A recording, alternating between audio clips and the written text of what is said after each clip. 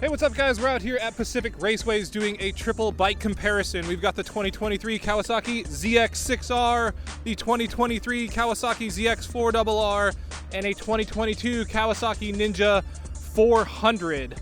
So let's jump right into it.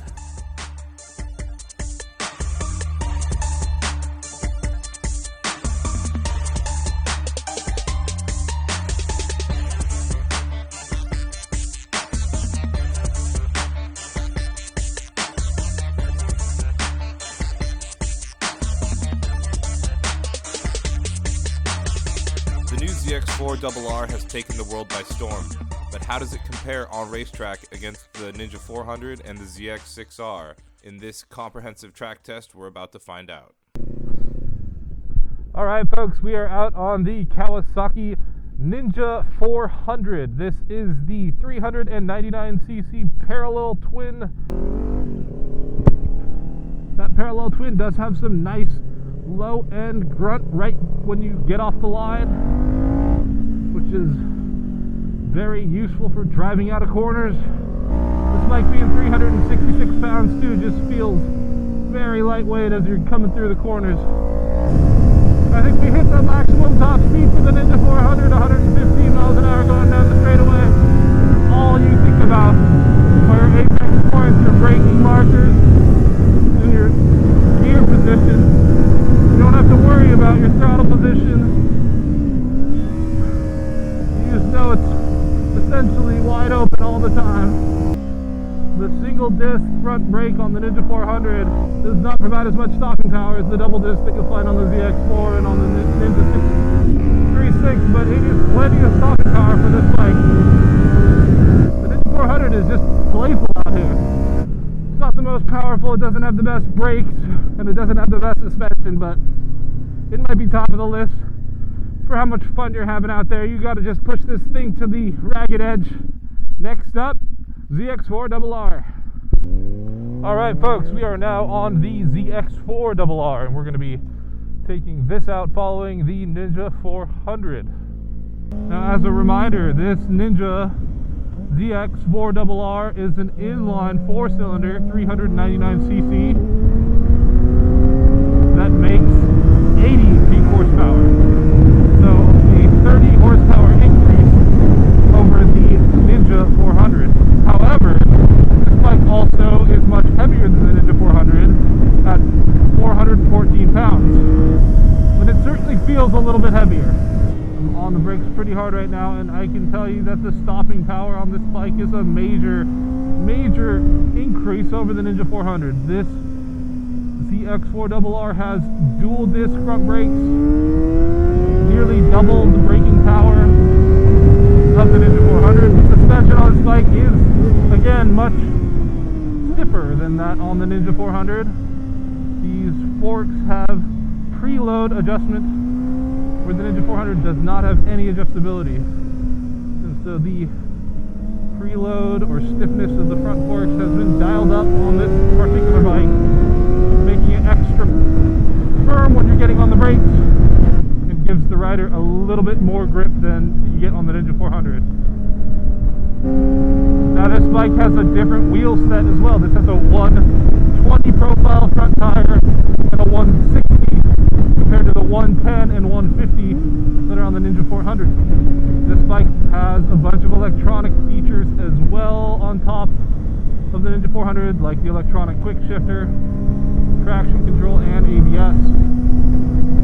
I will say that the ZX-4R feels more evenly matched with most other bikes out in a session at a track day, where the Ninja 400 is certainly on the slower pace of the riders that are out there. I gotta say, the sound that this bike makes is so much fun. It makes you feel like you're going way faster than you actually are. It's a bit of a mind trick. Kawasaki ZX-4RR. You are a fun little track day bike, I'll tell you that. So, that was the ZX-4RR. Next up is the ZX-6R. Alright folks, now we are on the 2023 Kawasaki ZX-6R. So let's see how this one compares to the Ninja 400 and the Ninja ZX-4R.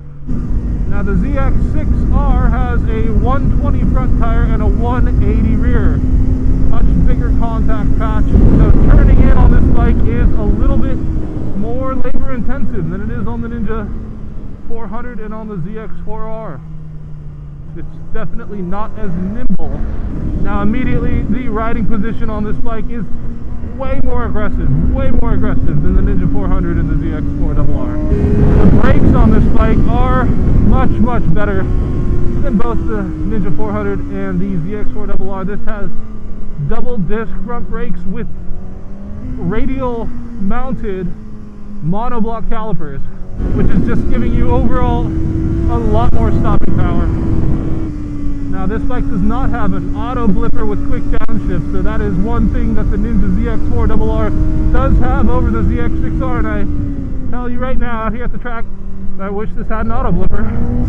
I gotta say, something about being on a 600 really gets your blood pumping, gets that adrenaline response going through the roof.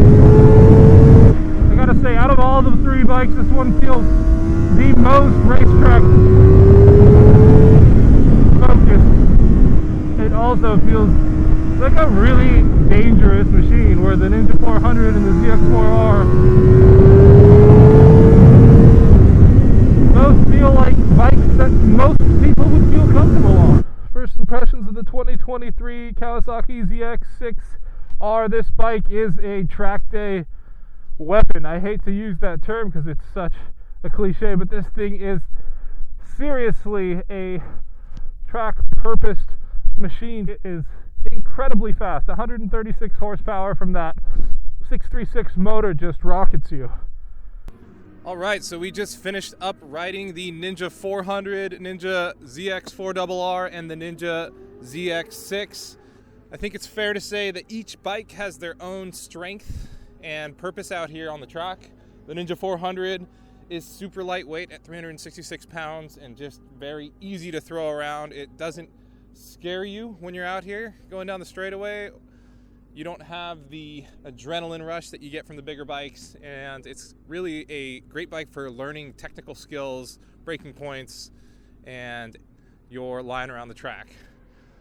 The Ninja 400, the ZX-4RR, definitely has a major jump in power from the Ninja 400, an additional 30 horsepower, and you can feel it. The bike revs out to 16,000 RPM, and it's screaming the entire time you're out here. It really feels like you're going a lot faster, and the enjoyment that you get out of riding a bike that's just making an insane amount of noise is something special. And then finally you step up to the ZX-6R, which is a real bike. Let's be honest, 134 horsepower. This thing will scare you, especially when you're going down the straightaway, going into turn one. A lot more of adrenaline rush, a lot more of a high performance machine, from the ergonomics to the way the power delivers to the way you drive out of a corner. It just all around feels more intense, more adrenaline fueled. But really all three of them are fantastic track bikes. I can't knock any of them, and I think they all have their own place depending on the rider who's on it, or the type of experience you're trying to get out of riding one of these. So I have to say they're all really awesome. So thanks for watching this video. I hope you guys liked it. Make sure you subscribe to the channel, and we'll see you guys in the next one. If you have any questions about any of these bikes, drop it down in the comments. Let me know, which one do you think is best out of these three. See you next time. Peace.